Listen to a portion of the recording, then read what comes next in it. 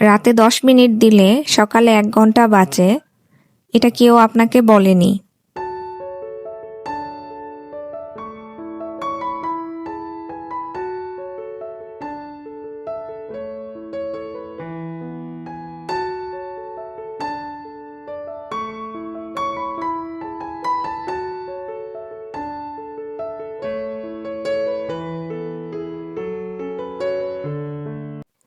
Hello everyone, আসসালামু আলাইকুম। আশা করছি সবাই অনেক বেশি ভালো আছেন। সবাইকে আরও একটি নিউ ডেইলি ব্লগে ওয়েলকাম করছি।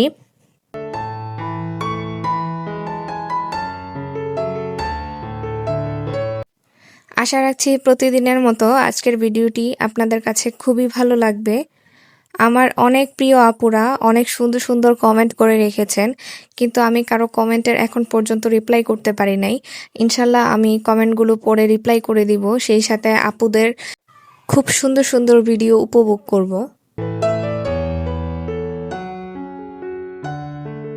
আপনি কি জানেন আপনার সকালটা সুন্দর যাবে নাকি ঝামেলায় যাবে? সেটা কিন্তু ঠিক হয় আগের রাতেই। আপনি যদি রাতে 20 মিনিট দেন তাহলে কিন্তু সকালটা আপনারই হয়ে যাবে। আমরা যারা গৃহিণী আছি, আমাদের ঘরে ছোট বাচ্চা আছে, তারা কিন্তু জানে যে আসলে আমাদের সকাল হলেই চোখটা খোলার পরে মনে হয় অনেক দৌড়ের উপর যেতে হয়। একদিকে থাকে রান্না, আরেক দিকে থাকে ঘর গোছানো, আবার একদিকে থাকে কিন্তু বাচ্চা সামলানো। আমরা সকাল হলেই যেন সবকিছু তাড়াহুড়া শুরু করে দেই। চা বানাতে দেরি করি, বাসন পড়ে আছে, কাপড় খুঁজে পাই না। তখনই কিন্তু মুডটা আসলে নষ্ট হয়ে যায়। কিন্তু সমস্যাটা কিন্তু আসলে সকালের না। সমস্যা হলো আসলে আমরা রাতেই কিছু প্রস্তুত করি না।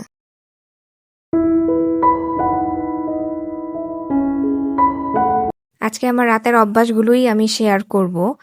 আমি এই কাজগুলো সবসময় করি, যেটা না করলে আসলে আমার ঘুমও আসে না আর অনেকটা চিন্তায় থাকতে হয়।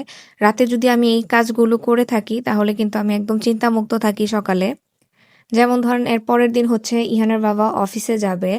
আমার কিন্তু একটা তাড়াহুড়া থাকে, যেহেতু সে সকাল সকালই চলে যায়। এর জন্য আমি আগের দিন রাতেই হচ্ছে রুটিগুলো বানিয়ে রাখি, এতে আমার অনেকটা ইজি হয়। আমি সকালে উঠেই হচ্ছে রুটিগুলো তাকে ছেঁকে দিতে পারি। সেই সাথে সে যদি আলু ভাজি খেতে চায় রুটির সাথে, আমি আলুগুলো এর আগের দিনই কেটে রেখে দেই। সকালে উঠে দেখা যায় জাস্ট ভাজি করে নিই। অনেক সময় দেখা যায় বেশি তাড়াহুড়া থাকলে আমি আলুগুলোকে হালকা একটু ভেজেও রেখে দিই, যেন সকালবেলা তাড়াতাড়ি আমি ইজিলি এটা রান্না হয়ে যায়, ওইভাবেই করে রাখি। আবার বুটের ডাল রান্না করলে সেটাও দেখা যায় আমি অর্ধেকটা কষিয়ে তারপর রেখে দিই। সেটা আমি হচ্ছে সন্ধ্যাবেলায় ভিজিয়ে রাখি আর রাতে হচ্ছে অর্ধেকটা কুক করে রেখে দিই। কারণ আমার মনে হয় যে আমি একদম চিন্তামুক্ত থাকতে চাই। অনেক সময় দেখা যায় সকালবেলা উঠতে দেরি হতে পারে বা শরীরটা খারাপ লাগতে পারে, তখন কিন্তু একটু দেরি করে উঠলেও কিন্তু কোনো প্রবলেম হয় না। যদি রাতে এই কাজগুলো আগানো থাকে আমি একদম টেনশন ফ্রি থাকি। সেই সাথে ডিম যদি খেতে চায় সে, আগের দিনই আমি প্ল্যান করে রাখি সে আসলে কি কি খাবে। ডিম খেতে চাইলে আমি সেই পেঁয়াজ মরিচটাও কেটে রেডি করে রেখে দেই।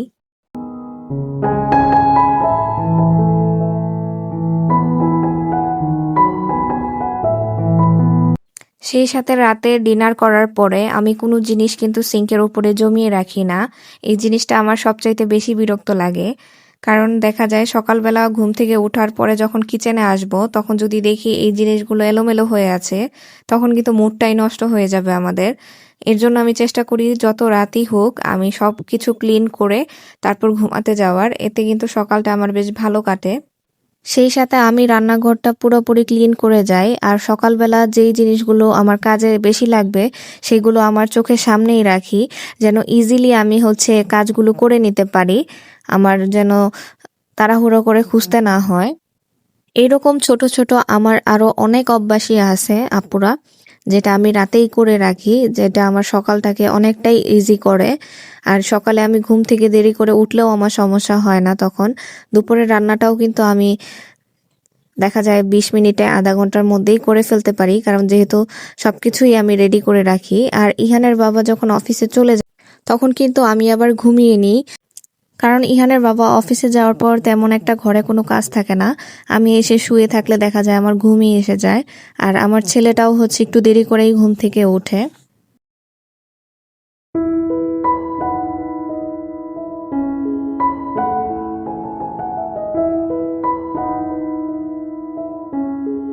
আপনারা চাইলেও কিন্তু আমার মতো করে রাতে কিছু কাজ এভাবে গুছিয়ে রাখতে পারেন।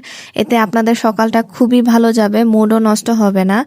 আপনাদের যেই কাজগুলো করলে বেশি সুবিধা হবে আমি সেইগুলোই বলে রাখলাম। এগুলো একটু হলেও করে দেখবেন, আপনাদের কাজকে অনেকটাই সহজ করে দিবে।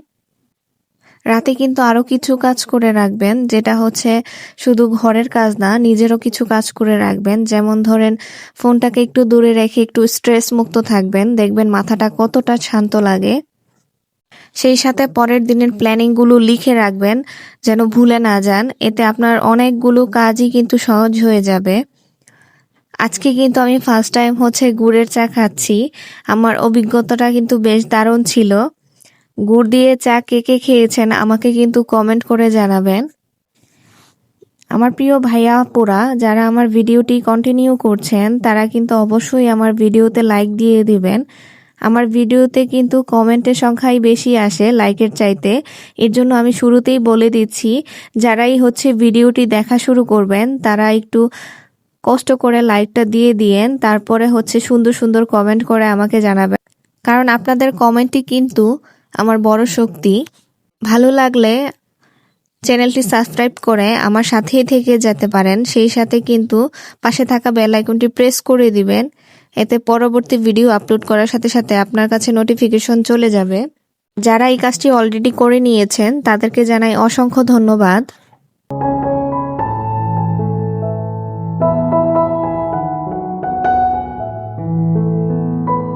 আজকে দুপুরের মেনুতে ছিল একদম সিম্পল রান্না, ছড়া কচু দিয়ে মাছ রান্না। আমি কিন্তু সেই সাথে ডালও রান্না করে নিয়েছি। ছড়া কচুটা আমি ভাপ দিয়ে নিয়েছি হালকাভাবে। সেই সাথে আমি এখন এটাকে একটু তেলে ভেজে নিচ্ছি। আর পাশের চুলাতে আমি মাছটাও ভেজে নিচ্ছি। আমরা ছড়া কচু রান্না করতে গেলে ঠিক এভাবেই রান্না করে থাকি। জানেন, আমি একটা সময় না খুবই ক্লান্ত থাকতাম, কারণ সকালটা শুরু হতো বেশ ঝামেলা দিয়ে। কিন্তু যখন আমি রাতে গুছাতে শুরু করলাম, আমার জীবনটাই কিন্তু বদলে গিয়েছে। সেই সাথে আপনি যদি নিজের জীবন বদলাতে চান তাহলে কিন্তু আজ রাত থেকেই শুরু করতে হবে। মনে রাখবেন, শান্ত সকাল মানে শান্ত জীবন। আজ 20 মিনিট নিজের জন্য দেন, আর কালটা আপনার হয়ে যাবে।